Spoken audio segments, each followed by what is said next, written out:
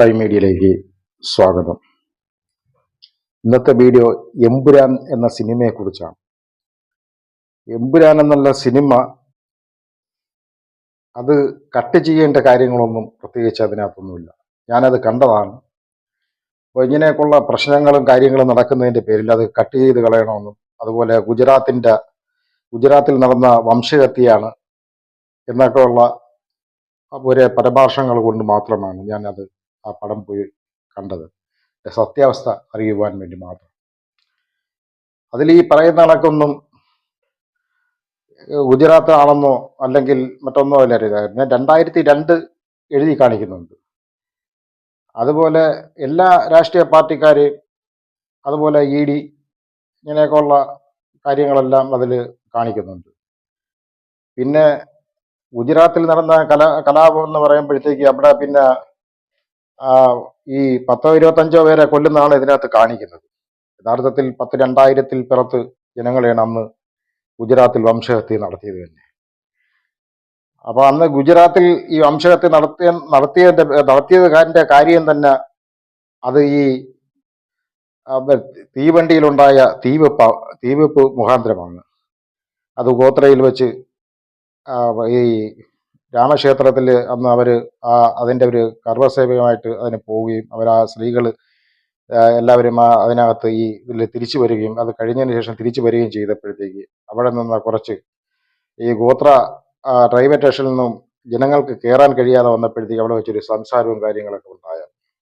അതിനുശേഷം പിന്നെ അവിടെ നിന്നൊരു 1/2 കിലോമീറ്ററോളം കഴിഞ്ഞു പോയതിനു ശേഷമാണ് ഇതിനകത്ത് തീ വീഴുന്നത്. അപ്പം അതിനകത്ത് തീ വീഴുമ്പോഴത്തേക്ക് ഈ തീ അത് പാചകം ചെയ്ത ഭാഗത്തു നിന്നും അത് തീ പടർന്നതാണെന്നും പറയുന്നുണ്ട്.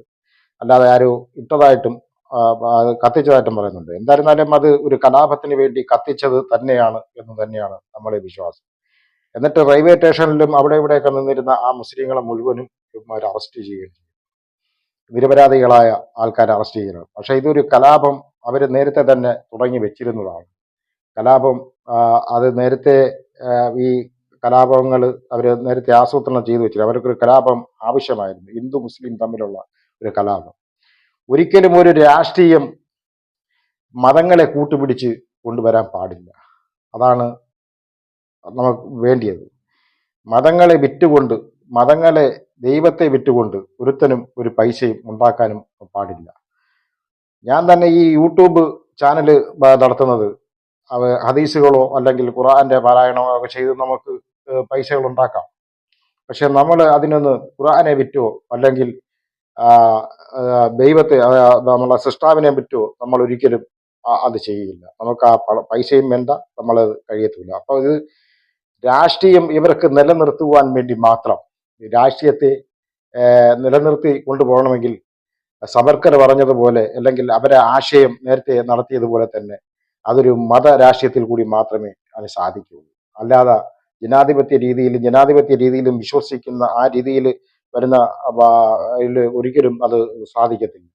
അങ്ങനെ അത് ആസൂത്രണം ചെയ്ത ഒരു കലാപമാണ്. ആ തീ ഇട്ടത് തന്നെയാണെന്നുള്ളത് പിന്നെ 2004-ൽ അത് തെളിയിക്കപ്പെട്ടു. അത് അതിനുശേഷം ഉണ്ടായ കലാപമാണ് ഗുജറാത്ത് കലാപം. അത് 2000-ൽ പരം ആൾക്കാരെയാണ് അന്ന് അവർ വെട്ടിക്കൊന്നത്. ഇതിൽ അതൊന്നും കാണിക്കുന്നില്ല. ഇതിലൊരു സ്ത്രീയെ ബലാത്സംഗം ചെയ്യുന്നത് മാത്രമേ കാണിക്കൂ, ഒരു ഗർഭിണിയെ ബലാത്സംഗം ചെയ്യുന്നത് മാത്രമേ കാണിക്കുന്നുള്ളൂ. അതേസമയത്ത് അന്ന് ഗർഭിണിയായ സ്ത്രീയെ ശൂലത്തിൽ കുത്തിയിട്ട് ആ കുഞ്ഞിനെ വെളിയിലെടുത്ത് അവരെയും ആ കുഞ്ഞിനെയും തീയിലിട്ട് കൊല്ലുന്നതാണ്. അങ്ങനെയൊക്കെയുള്ള ഭീകരമായ രംഗങ്ങളാണ് അന്ന് നടന്നത്. അതൊന്നും ഇതിനകത്ത് കാണിക്കുന്നില്ല. അങ്ങനെ വെച്ച് യാതൊന്നും തന്നെ ഇതിനകത്തില്ല. അങ്ങനെ പ്രത്യേകിച്ച് അത് കാണിക്കുന്നില്ല. പിന്നെ ബജരംഗി എന്നുള്ള പേരും അത് ഈ ബജരംഗി എല്ലാവർക്കും അറിയാമല്ലോ. അദ്ദേഹമാണ് ഈ ഗുജറാത്ത് കലാപത്തിന്റെ അവർ പറയുന്നുണ്ട്, നമ്മൾ ഇനി അത് ചെയ്യും, നമ്മൾ തന്നെയാണ് ചെയ്തത് എന്നൊക്കെ എല്ലാം അവർ നേരത്തെയും അല്ലാതെയും പറഞ്ഞിട്ടുണ്ട്. അപ്പൊ അങ്ങനെയൊക്കെ ആണ്. അപ്പൊ അല്ല ഇതിൽ വെട്ടിമാറ്റേണ്ട കാര്യങ്ങളും അല്ലെങ്കിൽ ഒരു പാർട്ടിയെ കുറിച്ചോ, എല്ലാ പാർട്ടിയും അത് ഈ രാജ്യത്ത് നടക്കുന്നത് മുഴുവനും അതിനകത്ത് കാണാം. അത് തന്നെയാണ് അതിന്റെ യഥാർത്ഥ ശരികൾ. അല്ലാതെ ഇത് ഒരു പാർട്ടി ഏറ്റെടുക്കേണ്ട കാര്യമില്ല. അപ്പോൾ ഇത് ഈ 2002-ഉം ഗുജറാത്ത് വംശഹത്യയും എല്ലാം കൂടെ വെച്ച് നോക്കുമ്പോൾ അത് തന്നെ. അവർ ഗുജറാത്ത് വംശഹത്യ മാത്രമല്ലല്ലോ ചെയ്തിരിക്കുന്നത്, ഡൽഹിയിൽ നടന്ന കലാപം, അതുപോലെ മഹാത്മാഗാന്ധിജിയെ കൊന്നത്, അപ്പൊ ഇവര് ആര് ഇതൊരു സിനിമയായി കണ്ടാൽ മാത്രം പോരെ, അത് സിനിമയായി മാത്രം കാണാൻ കഴിയില്ല. അവർ വിചാരിക്കുന്നത് നടക്കണം. കാരണം മേലിൽ ഒരു ശക്തിയും അവർക്ക് മേലിലൊരു ശക്തിയും തുറക്കാൻ പാടില്ല. തുറന്നു കഴിഞ്ഞാൽ അവരെ അകത്താക്കുക, അല്ലെങ്കിൽ അവരെ ഇല്ലായ്മ ചെയ്യുക. ഇതൊക്കെയാണ് അവർക്ക് ഇതുപോലെ കേരള സ്റ്റോറി പോലെയുള്ള അത് ഇന്ത്യന്റെ പൈസ എന്ന് പറയുന്നത് ആ, ഇന്ത്യന്റെ ഓരോ ജനങ്ങൾക്കുള്ളയും പൈസ, നികുതി പൈസകൾ എടുത്ത് പടങ്ങൾ എടുക്കുക, അതിനെ കള്ളത്തരങ്ങളായി പ്രചരിപ്പിക്കുക. ഇങ്ങനെയൊക്കെ തന്നെയാണ് അവർ ഈ രാജ്യം ഭരിക്കുന്നതും രാജ്യത്ത് വന്നതും കാര്യങ്ങളെല്ലാം അത് തന്നെ. ഇതെല്ലാം സത്യം. പിന്നെ ഈ സത്യങ്ങളെ കാണുമ്പോഴത്തേക്ക് ഇവർക്ക് ഇത്ര ഭയമാണെങ്കിൽ ഈ സത്യത്തെ ഒരിക്കലും അത് നിഷിദ്ധമായി പോവുകയില്ല. അത് ഇവരിനിയിപ്പോൾ എത്ര കട്ട് ചെയ്തിരുന്നാലും അതൊന്നും ഒരിക്കലും ഒരു മനുഷ്യനും ഗുജറാത്ത് വംശഹത്യയോ അതുപോലെ തന്നെ ഡൽഹിയിൽ നടന്ന വംശഹത്യ ഇങ്ങനെയുള്ളതൊന്നും ആരും മറക്കില്ല. അതെല്ലാം ഈ ലോകത്ത് തന്നെ അത് നിലനിൽക്കുക തന്നെ ചെയ്യും. ഇവർ ചെയ്ത ചതികളെല്ലാം മനുഷ്യനെ മനുഷ്യനായി കാണുവാനും മനുഷ്യനെ സ്നേഹിക്കുവാനും അതുപോലെ നല്ല നിലയിൽ ജീവിച്ച് അത് തുച്ഛമായ കാലമുള്ള ഒരു ജീവിതമാണ്. നല്ല ജീവിച്ച് ഓരോരുത്തർക്കും പരസ്പരം സഹായങ്ങൾ ചെയ്ത് ജീവിക്കുന്നതിന് പകരം ഓരോരുത്തരെ കൊല്ലുക, വംശഹത്യ ചെയ്യുക, അധികാരങ്ങളിൽ കയറിയിരിക്കുക, അധികാരമോഹികളാകുക, പണം ഉണ്ടാക്കുക, ചില ജനങ്ങളെ അതിനുവേണ്ടി ചട്ടകങ്ങളാക്കുക. പിന്നെ പാവപ്പെട്ട ജനങ്ങളെന്ന് പറയുമ്പോൾ പുഴുക്കളെ പോലെ യുവമാര ചെവികളിൽ നിന്നും വെട്ടിയും കൊന്നും പാവങ്ങളെല്ലാം ആ രീതിയിൽ. എന്തായിരുന്നാലും ശരി തന്നെ ഇതാണ് നടക്കുന്നത്. അപ്പൊ ഇതിനു വേണ്ടി ഇപ്പം മോഹൻലാല് പുലിയാണ് ആള്, പടത്തിൽ പുലിയാണ്. അപ്പൊ യഥാർത്ഥത്തിൽ പുലിയൊന്നുമല്ല, വെറും ഒരു പീരു എന്ന് മാത്രമേ പറയുള്ളൂ. ഇതിനൊന്നും പ്രത്യേകിച്ച് മാപ്പും കോപ്പൊന്നും പറയേണ്ട യാതൊരു കാര്യങ്ങളുമില്ല. ഈ സിനിമയിൽ അങ്ങനെയുള്ള യാതൊരു രംഗങ്ങളും ഇല്ല. കാരണം എന്ന് പറഞ്ഞാൽ ഒരു പാർട്ടി അങ്ങനെ എടുത്ത് കാണിക്കുന്നില്ലല്ലോ. ഇതൊരു വംശഹത്യ, അത് നടന്നൊരു സംഭവം തന്നെയാണ്. അത് ഇങ്ങനെയുള്ള ആഴ്ചകളോളം നീണ്ടുനിന്ന ഒരു വംശഹത്യയായിരുന്നു. പക്ഷെ അതൊന്നും ഇതിനകത്ത് ബാധിക്കുന്നില്ല. അതിലൊരു ചെറിയൊരു രീതി മാത്രമേ എടുത്ത് കാണിക്കുള്ളൂ. പക്ഷെ അതുപോലും ഇവർക്ക് അത് കാണിക്കരുത് എന്ന് പറഞ്ഞാൽ കാണിക്കാൻ പാടില്ല. അതാണ് ഇവർക്കുള്ള ചിട്ട. ആരാണ് അതേസമയത്ത് മറ്റുള്ളവർക്കുള്ള എന്ത് വേണമെങ്കിലും കള്ളത്തരങ്ങൾ എഴുതി ഉണ്ടാക്കി അവർക്ക് കാണിക്കുകയും ചെയ്യാം. നിശബ്ദം, അവർക്ക് നേരെ ആരും തുറക്കാനും പാടില്ല. ഇതൊക്കെയാണ്. അല്ലെങ്കിൽ അവരെ പീഡിയെ കൊണ്ട് ഭയപ്പെടുത്തുക, അല്ലെങ്കിൽ ഈ സിനിമയിലെന്ന് പറയുമ്പോഴത്തേക്ക് അവർ ജിഹാദി എന്ന് പറയുമ്പോഴത്തേക്ക് ഇതിനകത്ത് ഒരു മുസ്ലിം അഭിനയിച്ചിട്ടുമില്ല. മുസ്ലിമിന്റെ കഥയും അതിനകത്ത് യാതൊന്നുമായിട്ടും വന്നിട്ടുമില്ല. ഒരു മുസ്ലിമിന്റെ പേരെടുത്തതിൽ പറഞ്ഞിട്ടുമില്ല. ഇത് മുസ്ലിം അഭിനയിക്കുവാനും ഇല്ല, അതുപോലെ കഥ എഴുതിയതിലുമില്ല. കഥ എഴുതിയത് മുരളി ഗോപിയാണ്. അതുപോലെ പൃഥ്വിരാജാണ് ഇതിന്റെ സംവിധാനം ചെയ്തിരിക്കുന്നത്.